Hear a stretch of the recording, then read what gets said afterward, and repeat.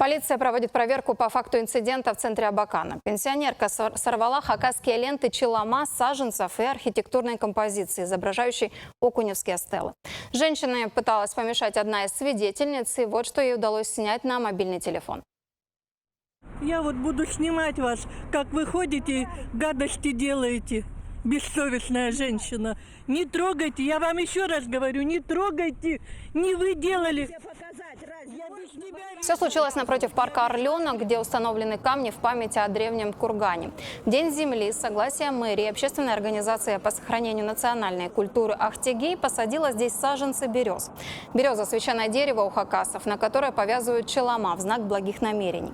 По словам свидетелей, пенсионерка оборвала ленты, причем не только саженцев, но и самих камней, а затем удалилась. На место была вызвана полиция. Общественники считают, что случившееся акт надругательства над национальными ценностями.